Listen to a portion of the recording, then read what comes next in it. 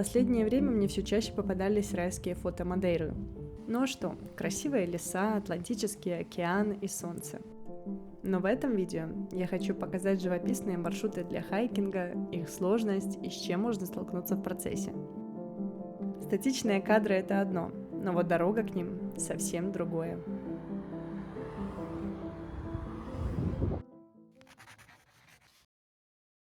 Но прежде чем мы начнем, хочу кое о чем предупредить. Первое.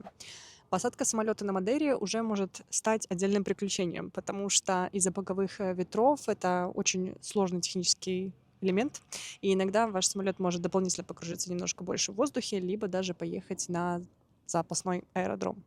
Полететь, в смысле. Второе. Когда собираете чемодан, обязательно положите с собой хорошие трекинговые ботинки, крем солнцезащитный, флиски, дождевики и фонарики. Поверьте, они вам пригодятся. И никогда не знаешь вообще, какая погода может быть в хайке, неважно, он легкий или сложный, всегда этот набор я бы советовала иметь при себе. Ну и третье. Арендуйте машину. Это, правда, значительно упростит вам достижение нужных вам локаций. В принципе, это все. И погнали в наш первый день. Сегодня первый день нашего хайкинга, и мы выбрали маршрут, который называется PR6. Это кольцо, состоящее из маленьких нескольких маршрутов протяженностью и примерно заделано 3 часа. Я тут немного ошиблась, все же это был однонаправленный маршрут длиной 4 километра. Обратно возвращаться тем же путем. На сайте сказано, что набор высоты 300 метров, но в реальности это еще плюс 300, если идти от парковки к началу тропы пешком. Просто некоторые проезжают этот путь за доп. Плату.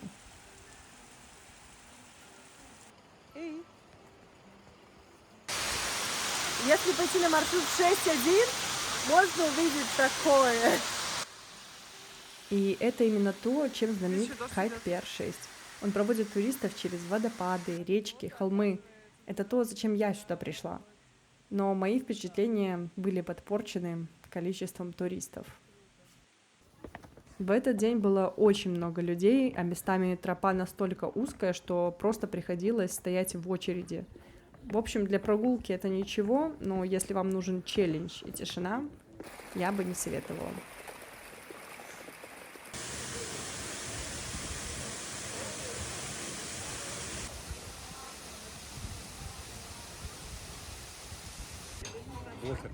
Кофе. Как тебе первый хайк? Как тебе первый хайк? Мне нормально. Мне понравилась природа, красиво. Только было очень много людей. И это мне не понравилось. Я даже в моменте разозлилась. Вот. Походить, погулять. Не сильно там был большой набор, не сильно большой спуск. Но ничего. Ване не понравилось. Но я этого не говорил. По тебе видно. В общем, вместо запланированных 300 мы набрали все 700 метров. И кажется, можно было бы просто ехать отдыхать, но не тут-то было. Нас ждал еще один хайк PR13, который начинался в том самом Фанальском лесу. Кар. Курлык. В Нидерландах сейчас цены, извините меня, поэтому приходится смотреть и такие варианты. Ну, крыша вроде в хорошем состоянии. Но вот эта стена, мне кажется, тут, ну, как минимум потребуется покрасить. Ну что, Маугли?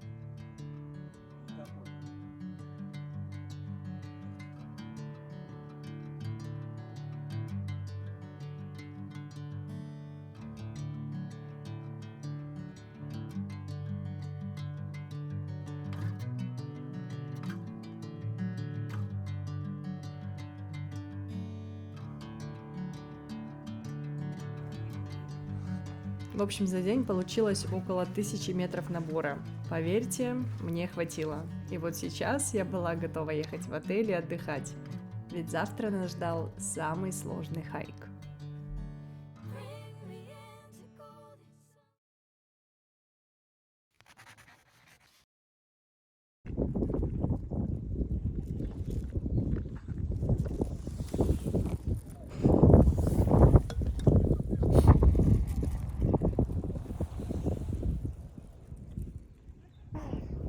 Рыба. С курочкой, яйчики, Все свое. все огорода. Огурки забыли. Вереда де Арейра соединяет три самые высокие вершины острова и готовит немало препятствий для хайкеров. Прохождение туннелей, лестница, высеченная в скале, а под конец крутой подъем. Я это все прочитала на сайте, ведь сама я этого не увидела. На 2 апреля 2026 года часть маршрута была еще закрыта. И если вы столкнулись с такой же проблемой, то к самой высокой точке пика Руива можно добраться по маршруту PR12. Его я покажу чуть позже. Я думала, что приехав на Мадейру, я буду все снимать.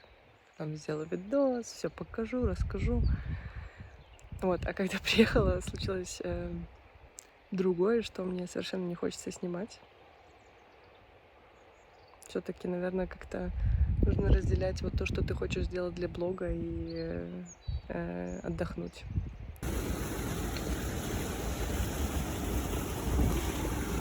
Вот это видос, который я люблю. Топ-5 Батончика взять с собой. в Мадейре. В процессе монтажа заметила, что постоянно ссылаюсь на одно и то же приложение. Это Komoot. Крутое приложение, давно уже использую сама, где нахожу классные хайки. На сайте Мадейры все маршруты чаще всего однонаправленные. Мне нравится приехать куда-то на машине, сделать круг и прийти в это же место и уехать. Мне не очень нравится идти по тому пути, где я уже ходила. Поэтому Komoot мне в этом очень помогал, чтобы находить вот именно вот эти вот кольцевые маршруты. В этом же приложении мы нашли этот хайк. Набор был около 500 метров.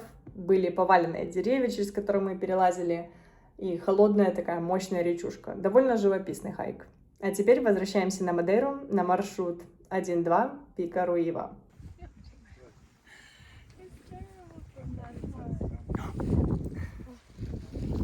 Здесь хочу сделать одну пометку. Не верьте цифрам на сайте, потому что там ошибка. В реальности набор по маршруту 1.2 составил тоже где-то 300 метров. Если вы все же прошли маршрут PR1, обязательно напишите в комментариях, как это было. Ось бабуля, тримаю за руку. Гляди. Это постанова. И она не тримає, это постанова. В общем, самого сложного хайка в этот день не состоялось, но мы умудрились задолбаться другим способом, пройдя еще 2 других маршрута. Ну а завтра мы собирались поехать на самый край острова.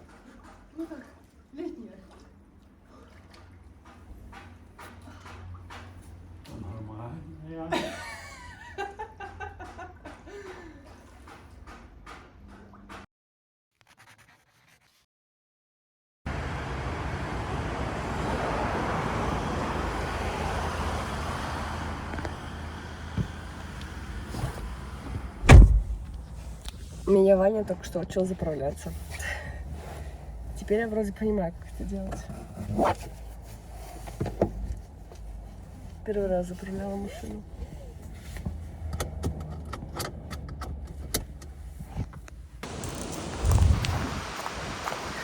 Естественно, когда я начинаю снимать, начинаю что-то. Ваня поступит.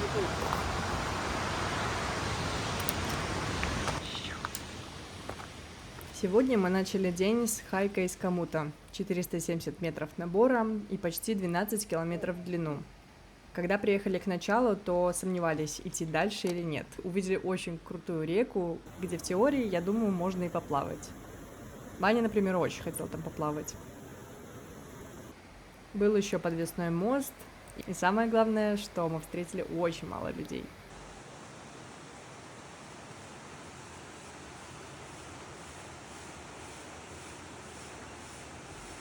Это был такой разогрев. А потом случился самый красивый маршрут на краю Мадейры.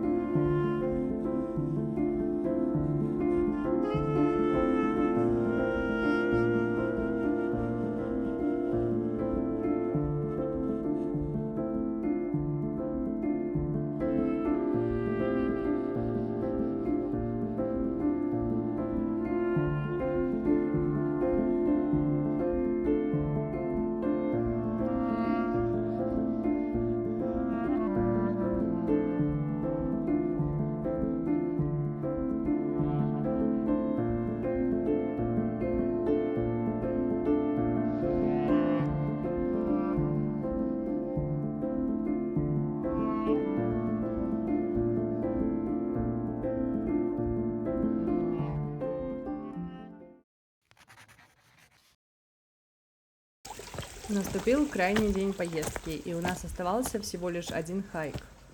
По опыту предыдущих маршрутов я понимала, что 500 метров набора — это нормально. Но я не предполагала, что может быть морально сложно.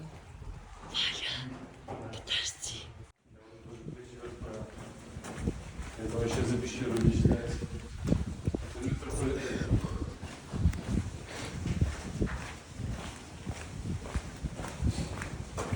Интересно, как если крикнуть с одного уха, Не надо, пожалуйста.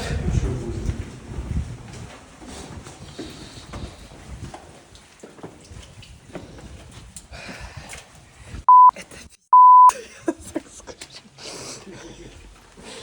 Здесь я еще не знаю, но оказалось, что это был однонаправленный маршрут с 2 туннелями, каждый по 5-8 минут. В моменте мне казалось, что даже река выйдет из берегов и нас затопят прямо здесь.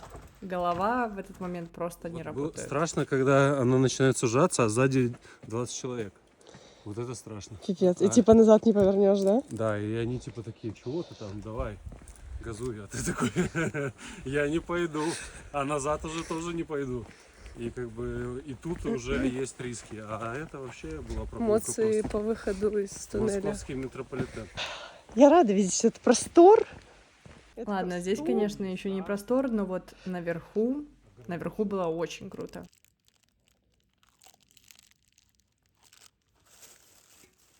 Буду снимать, что мы в горах только едим.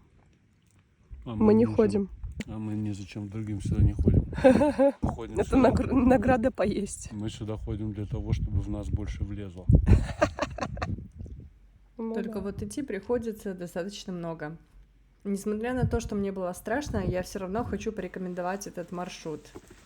Во-первых, там красиво, мох на каменных стенах, участок, где слева и справа просто обрыв. А во-вторых, это крутая возможность побороть свои страхи. Знаешь, что я хочу тебе сказать? Туннели обратно прошли намного лучше, Я чем как туда. профессиональный актер Но- смотрю в камеру. Но было дольше, потому что, наверное, мы устали, но было как-то морально проще. Мне одинаково, что туда, что обратно было. Да? Ну ладно, обратно слева рюкзак держать неудобно. М. Я не умею равновесие держать.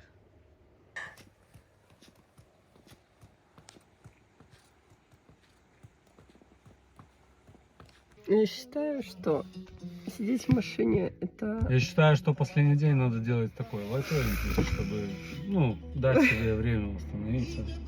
Чтоб ничего такого, знаете, там, чтоб уже почилить спокойно, вот это все. Да. Мне кажется, я даже ноги не могу пододвинуть, потому что я чувствую, как по ним что-то стекает, как будто. Вот это вот приятное. Это отдых. По нему стекает. Это по нему отдых стекает. Ну что, мы только что выселились. Жили в домике, где живет пожилая португальская пара. Сейчас поедем на бранч. Думали позавтракать дома, потому что осталось много еды, но решили сделать это более празднично. В общем, есть часов 6 погулять. Конечно, ходить по горам физически очень сложно. Но усталость и боль, которую я испытывала, уже не помню. А вот впечатления от увиденного точно останутся навсегда. Лучше гор могут быть только горы, на которых еще не бывал.